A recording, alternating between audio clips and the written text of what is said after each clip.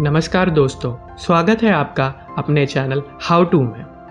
आपने कई संतों और महात्माओं की कहानियाँ सुनी होंगी, लेकिन कुछ संत ऐसे होते हैं जिनके जीवन के चमत्कार और आशीर्वाद सीधे लोगों के दिल में उतर जाते हैं। आज हम बात करने जा रहे हैं नीम करौली बाबा की। नीम करौली बाबा की उपस्थिति ही इतनी अद्भुत थी कि जो भी उनके पास जाता उसका फिर जीवन बदल जाता।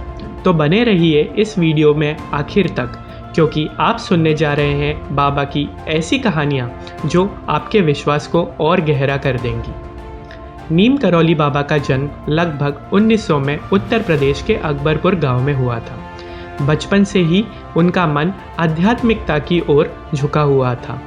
उन्हें गृहस्थ जीवन में थोड़ा समय बिताने का ही मौका मिल पाया, लेकिन जल्दी ही सब कुछ छोड़कर भक्ति और सेवा के मार्ग पर वह निकल पड़े। वह हमेशा साधारण चादर ओढ़े रहते थे और गांव-गांव घूमकर लोगों की मदद करते थे। उनकी दिनचर्या बहुत ही सरल लेकिन प्रेरणादायक थी। वे सुबह जल्दी उठते, ध्यान और जप करते। भक्तों से मिलने पर वह हमेशा उन्हें राम राम कहकर अभिवादन करते। आश्रम में आने वाले हर व्यक्ति को प्रसाद जरूर देते और सबसे बड़ी बात, वह कभी किसी से भेदभाव नहीं करते। अमीर गरीब, हिंदू मुस्लिम, विदेशी या भारतीय, सबको वह एक समान दृष्टि से देखते थे। बाबा के चमत्कारों की अनगिनत कहानियां हैं।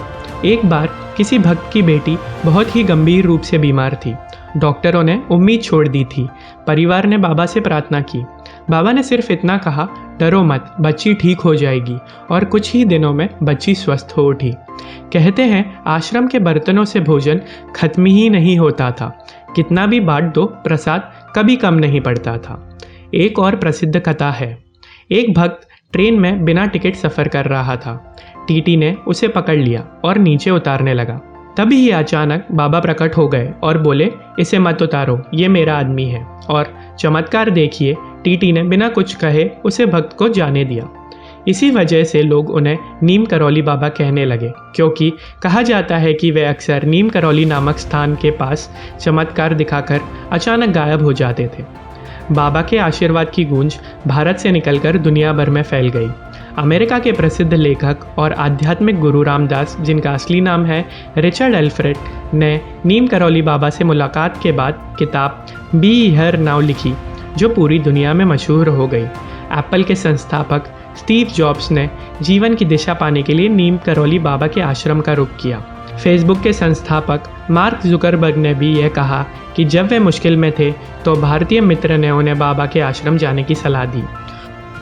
हॉलीवुड की अभिनेत्री जूलिया रॉबर्ट्स ने भी सार्वजनिक रूप से कहा कि नीम करौली बाबा की शिक्षाओं ने उन्हें गहराई से प्रभावित किया है। नीम करौली बाबा का संदेश बहुत ही सरल लेकिन अत्यंत गहरा था। वे कहते थे, प्रेम ही भगवान है, दूसरों की सेवा करना यह सबसे बड़ा धर्म है। भोजन बांटो, प्रेम बांटो, यही जीवन का उद्देश्य है। वे कभी लंबा प्रवचन नहीं देते थे, बल्कि छोटी छोटी बातों में जीवन का सार समझा देते थे। आज भी हजारों भक्त बताते हैं कि बाबा की तस्वीर देखकर या नाम जपने से उनके जीवन में चमत्कारिक परिवर्तन हुए। कोई कठिन परीक्षा पास कर गया, किसी का व्यापार चल पड़ा, किसी का पारिवारिक संकट दूर हो गया। लेकिन बाबा हमेशा यही कहते थे, ये मेरे कारण नहीं है, ये तुम्हारे विश्वास और भगवान राम की कृपा का परिणाम है। दोस्तों, नीम करौली बाबा का जीवन हमें यह सिखाता है कि चमत्कार से ज़्यादा महत्वपूर्ण है विश्वास और प्रेम। अगर हम सच्चे मन से भगवान को याद करें और दूसरों की मदद करें तो जीवन अपने आप दिव्यता से भर जाता है। नीम करौली बाबा भले ही आज भौतिक रूप से हमारे बीच में ना हो, लेकिन उनकी कृपा और उनकी उपस्थिति हर उस भक्त के जीवन में है जो उन्हें सच्चे दिल से याद करता है।